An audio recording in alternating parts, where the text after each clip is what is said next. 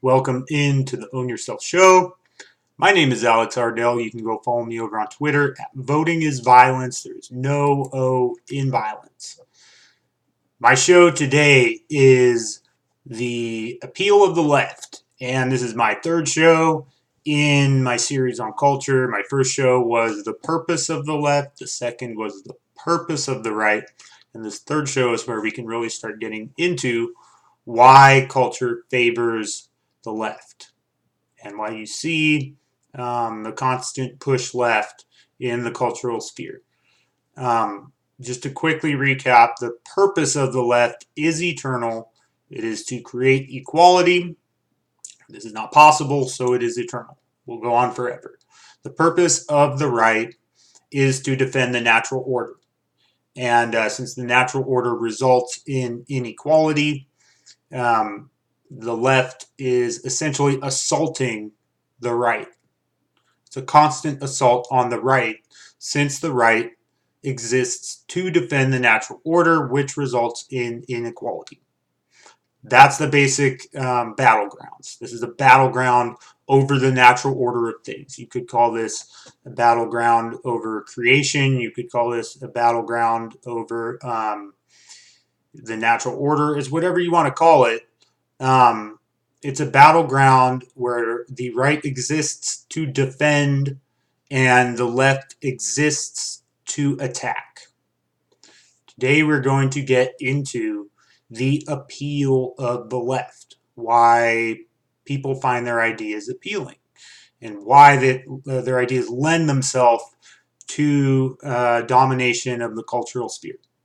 So I will just right off the bat tell you that the purpose or the appeal of the left is collectivism at its core. Now we'll go into this. Right away, I want to differentiate between collectivism and tribalism. I hear many people confusing these things and just lumping tribalism in with collectivism as if these are the same ideas. These are not the same ideas. And I have a little analogy or an example for you to kind of understand the difference between these two things. This should give you a little hint where we're going next week with the appeal of the right. So imagine you are on a sports team. Let's call them the New England Patriots. You are the second best quarterback in the football league. Unfortunately, Tom Brady, the best quarterback in the football league, is starting at quarterback. You basically sacrifice your ability to compete in the league for a shot at the Super Bowl. And this is a collective shot at the Super Bowl. Everyone on this team wins a Super Bowl ring, gets a Super Bowl bonus. All the accolades that come along with winning the Super Bowl go to everybody on the team. So you are willing to sacrifice your own career for a Super Bowl championship. Now, that is collectivism. Playing on the sports team is collectivism. Here's tribalism. I'm wearing a Patriots hat. You're wearing a Patriots hat. We're both traveling in Mongolia. We run into each other. We instantly have a connection. We're probably the only two people wearing Patriots hats who have some sort of deep connection to this team. We know right off the bat that I have something I can establish a link with you based upon. We have some common interest here. I can trust you possibly more, and I naturally will, than everybody else around us who has no idea who the Patriots are. And that's why I would probably run up, we would hug each other or handshake and, hey, look at that hat. That's tribalism. So this is much different. There's nothing inherent in me and you wearing the same hat that says I have to sacrifice anything for the benefit of both of us. There's nothing that says you owe me something in any of that. On the sports team, Tom Brady essentially sacrifices some amount of glory or accolades or whatever you want to say. He sacrifices some of this to the lesser members of the team. There's nothing like that in tribalism inherent to tribalism. It's just simply there's characteristics about you, characteristic about me. We both feel some sort of connection based upon that. So that's a very natural thing, tribalism, and it essentially results out of simply the natural order of things. It's just how things break down in the entire world. I mean, you can break this all the way down to a dog sees another dog and runs up and wags its tail, as opposed to a dog sees a duck and nothing happens. Maybe it even chases it away. This is the difference, tribalism versus collectivism. I'll save most of this for next week. But when I see center-right individuals in alternative media, try to find my camera, alternative media railing against tribalism constantly and just lumping it in with collectivism, it tells me a lot about them, about whether they're controlled, why their message is being controlled, why they're doing this. You would think Jordan Peterson could figure out the difference between these two things, yet he constantly rails against tribalism while practicing collectivism. It's probably because he was a socialist at one point and still serves the interests of the collectivists, of the left. You don't rail against tribalism while believing in a government.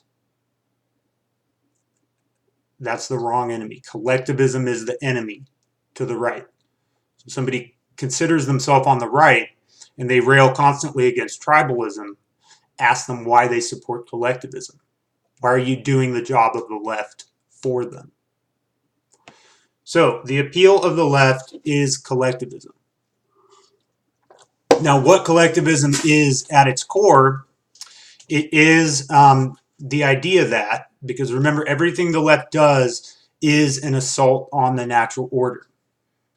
So the natural order of the world is a state of competition.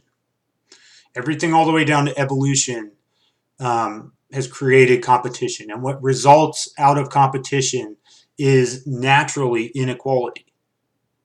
So when the left assaults this inequality, they really assault the idea of competition. Because that competition has resulted in a good amount of the unequal opportunities that they hate so badly. This is just something that happens over time. Humans have a greater opportunity to thrive than your average monkey. This is because over time we've been given more and more and more and more better opportunities. It's something the left hates. And so basically what collectivism is their solution to get around this. So basically you sacrifice your willingness to compete or your need to compete, and you are given something by the system. So you need a number of people to get on board with this. You need a lot of people to get on board and say, we are all not going to play the competition game. You need ostensibly some amount of people who would win at the competition to get on board with this and just say, fine, we're not playing. We will basically share with each other. So you have, think about that quarterback in that collectivist team. You were let's say you weren't the second best quarterback in the league. Let's say you were barely even a backup in the league and your contract was probably out the next season. You probably weren't even going to get re-upped and brought back in the league at all. AFL's gone. You have no job next year. Maybe XFL. We'll see. But so let's say that you were that guy who was just about to get kicked out of the football league anyways. What would you rather do? Are you going to sit on the bench behind Tom Brady and collect that Super Bowl ring? Or are you going to compete for the starting spot on the Dolphins with full knowledge the Dolphins will suck forever? Or the Jets? Whoever else you'd like me to rail against. I'm a Raiders fan. We could also say the Raiders. Any of these teams, you're going to have to work extremely hard and probably not get much reward. Sitting on the bench behind Tom Brady, you ride his coattails and you are collectively given, the entire team, the benefit of simply being in that system. This is the difference right here. This is the appeal of the left. The appeal of the left is you no longer have to compete. We will give you the rewards. That's a very strong appeal for the quarterback that's about to get knocked out of the league. It's maybe not as strong of an appeal as the second best quarterback in the league. Says, maybe I don't have to compete for the Dolphins or the Raiders. Go play for the Steelers, or a good team. So now let's get into how this really gets into culture, because you can already see right off the bat how a good number of people are going to accept this. And one of Michael Malice's ideas that I thought was really interesting is how he says that culture starts on the fringes of society, and then it works its way in. Well, who are these fringes, or who have they traditionally been? These are people rejected by the system, or the natural system, the traditional system has not worked out for them. So they're adopting new ideas as workarounds to the system. That's naturally going to appeal or favor the left. And I have somewhat of a saying that, or a strategy that I live by. And I don't know if I made this up. I very well could have heard this somewhere, but it's something that I find to be pretty useful. And it goes, in times of stability, present change. In times of change, present stability. And it's basically just, it's a real basic strategic idea that says, in times of change, people are desperate for the safety of stability. In times of stability, people get the grass is greener mindset and want to go find something better. And where you see the West being at for a long time has been in a stable place. And so it's natural that in that stable place, what will appeal is change. Well, what is the purpose of the left? It is to change the results of the natural order. It's to change the system that we live in naturally. So that's naturally going to appeal to people on this grounds of change. And that is very interesting, because what is culture at its beginning, at its outset? When culture is created, it is by definition new. It's by definition a change in the way something is done. When someone wears a ridiculous hat, that is a change. That's saying this is a new way I'm going to approach the world with my ridiculous hat. Other people may see that and say, wow, I also would like to change. I'm going to wear a ridiculous hat. Before you know it, a lot of hipsters start wearing ridiculous hats. This catches on. Capitalism gets a hold of that. It says, wow, there's a market for ridiculous hats. Before you know it, ridiculous hats are being sold to teenagers in department stores. And basically, that's how we wound up with the fedora. Capitalism spreading ridiculous hats. So think about how that appeal or that naturally favors the left. That just the idea of a change from what the natural order is. The natural order is not wearing ridiculous hats. It's walking around like this. That is the conservative side. That's the right side. The left side is no, fuck your natural order. Fuck your haircut. I'm going to walk around and change all this. And I'm going to attempt to still get the same outcomes. And this is another place where the left fundamentally benefits from the way culture is created. Because an expectation when something is changed on a societal level, like you see tattoos being accepted now in the workplace. Because for a long time, the natural order was no tattoos. Your body is a temple, right? Now, when tattoos became a new part of the culture, it was still not accepted. That means if you think about, we'll go back to the right's idea on natural order. The results of natural order, unequal as they may be, are just. So if you had chosen to violate that and wear tattoos, by the right, it was seen as you deserve the inequality that comes to you. Well, the left's idea is no, you can have tattoos, you can violate the natural order, and you still deserve the equal outcome. So in that way, this simply favors, like the progression of culture into the mainstream simply favors the left-wing idea of equality no matter the natural order. And that's actually a part of the left that I can totally get on board with. But think about how that naturally favors the left. As things move into the mainstream, and as the right fights, they also end up simply playing defense once again.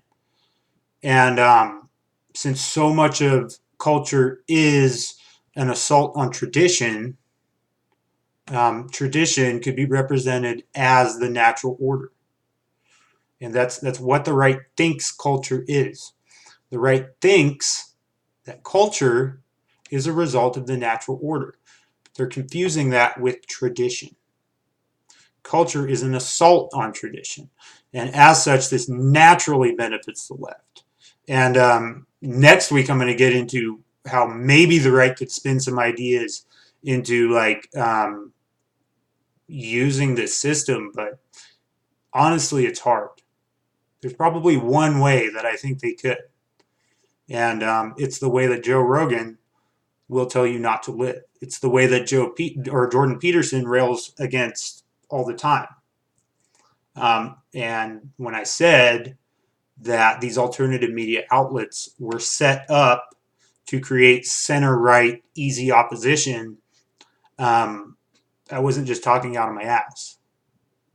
I like Joe Rogan, and I like Dave Rubin, I like all these guys, but they're so blatantly controlled, and it's maybe because they came from the left. It very well could be.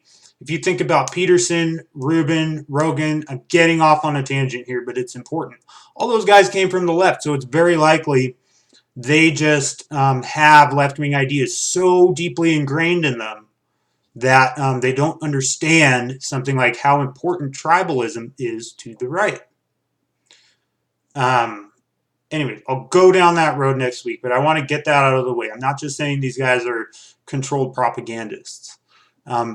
I always will look for just the natural outcome to why something could happen before I go down that road. But I'll talk about that next week when we get to the appeal of the right. Kind of now you understand the appeal of the left. And, excuse me. And how deep it goes.